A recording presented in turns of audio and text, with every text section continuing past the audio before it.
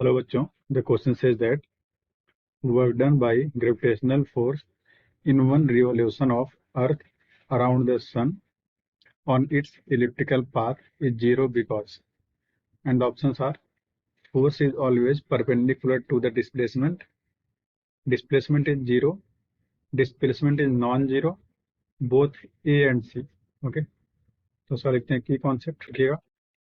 जो work done है उसका फॉर्मूला होता है W equals F D cos theta. यहाँ पे एफ फोर्स है, डी डिस्प्लेसमेंट है और थीटा यहाँ पे जो है फोर्स और डिस्प्लेसमेंट के बीच का एंगल है। ठीक है, देखिएगा थोड़ा ड्रॉ कर लेते हैं। यहाँ पे ये आपका इलेक्ट्रिकल पाथ है। ठीक है, इसके दो इस तरह से फोकाई होंगे, फोकस इसको बोल सकते हैं। एक पे कहीं पे सन मान लेते हैं कि यहाँ पे सन सिचुएटेड है। ठीक है, और यहाँ पे अर्थ मान पे रिवॉल्व कर रहा है इस तरह से।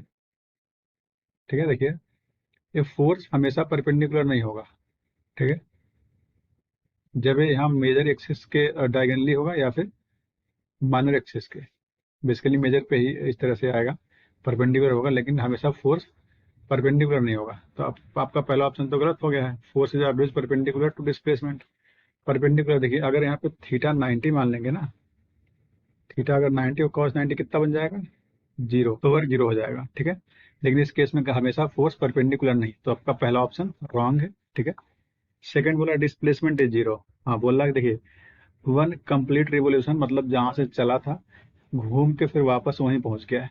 ठीक है, for one complete revolution the total displacement will be zero. Okay, तो देखिए यहाँ पे जब डिस्प्लेसमेंट जीरो हो जाएगा तो वर्क डन क्या हो जाएगा? W equals zero if D equal zero. ठीक, और वन कंप्लीट रिवोल्यूशन में डिस्प्लेसमेंट जीरो होता है, इसलिए वर्क हो जाएगा जीरो। तो आपका option B is correct. Option B is correct. Displacement is non zero, इसका कोई सेंस ही नहीं है। हम पहले बता चुके हैं कि for one complete revolution displacement will be zero because it's initial and final points are same. ठीक, ऑप्शन सी फिर से रॉन्ग है और ऑप्शन डी का भी कोई सेंस नहीं बनता क्योंकि ए और सी रॉन्ग ही है। So option B is correct. Okay, hope you understood it well. All the best.